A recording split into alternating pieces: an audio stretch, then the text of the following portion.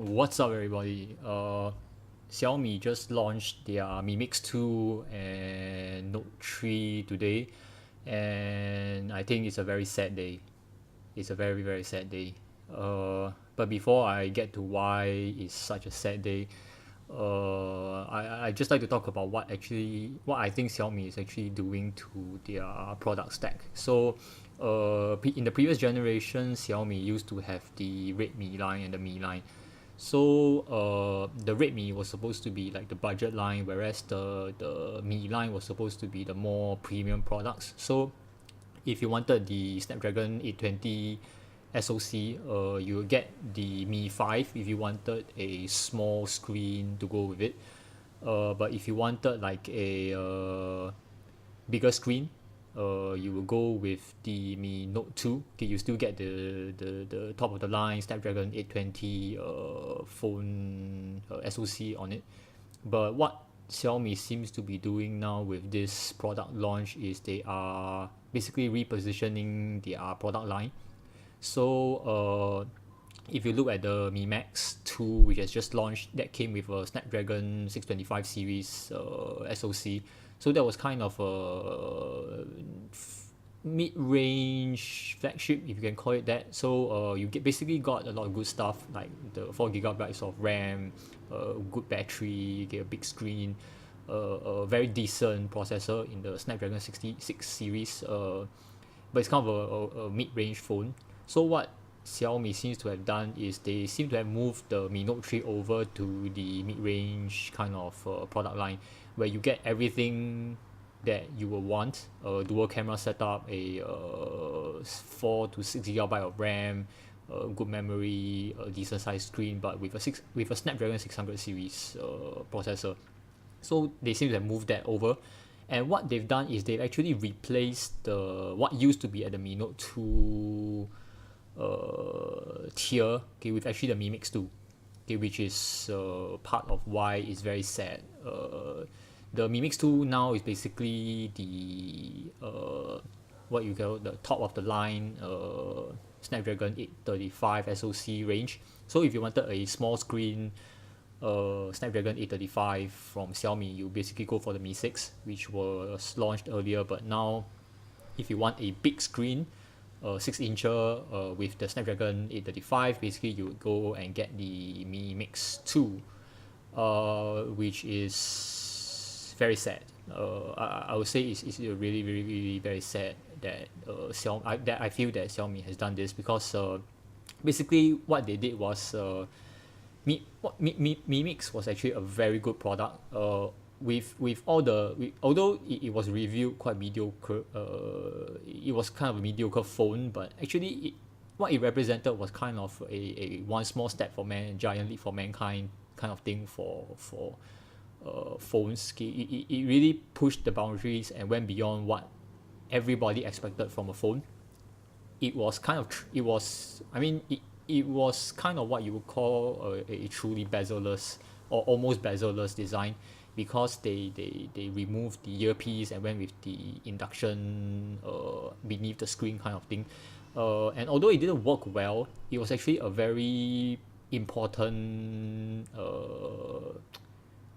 checkpoint, I'd say, or some kind of where you know that it pushed the boundaries of what a phone could do, and it was very close to what we would have had to a truly bezel-less phone. Of course, what needed to happen was not just the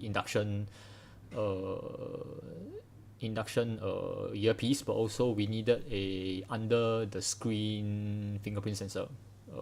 I never really liked the behind the screen fingerprint sensors, okay, but those were the two techs that kind of we needed to have to get a truly bezel-less design. But it seems like Xiaomi has decided to take a step backwards, and that is what actually makes this a very sad day. The Mi Mix 2 is not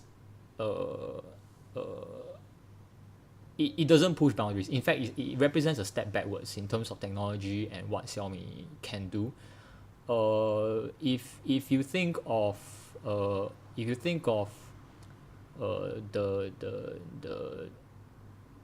Xiaomi Mi line and the Mi Note line, or the original Mi Note 2 as a jetliner, the Mi Mix was really like a rocket ship, or a rocket.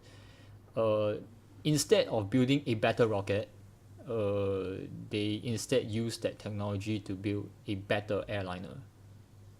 It's a very good airliner, but it's still an airliner. It's not a rocket ship. It doesn't represent pushing the boundaries beyond what we could do. And in fact, what Xiaomi did is knock off another knockoff. I don't know if people know this, but there's actually a knockoff Mi Mix called the Doogee Mix, and Xiaomi did exactly what Doogee Mix did, which is to hide the conventional earpiece in a very thin sliver just above the screen. And basically Xiaomi knocked off a knockoff, and went with that compromise, which is why it kind of represents a step backwards rather than pushing the boundaries. It makes sense from a business standpoint, and I think a lot of people are going to praise Xiaomi for making this move, because it removed the kind of it removed where the phone was mediocre in terms of call quality. And I have no doubt that a lot of people will praise Mi Mix 2 for being a better phone than Mi Mix, but it's like praising people for building a better airliner rather than building like a rocket ship that can take us beyond the solar system. So what I feel Xiaomi should have done is really to continue along the induction sound, where they were pursuing this, okay? But like if we really wanted a phone with 100% screen in front, okay, you needed that induction, and they were so close to doing it. They just needed to push it a little bit further and improve on that technology.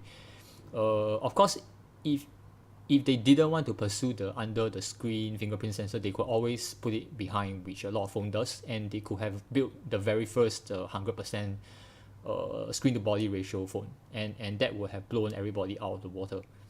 So it's really very sad, and I feel like even if they wanted to make the compromise, they could have done it in a much better way.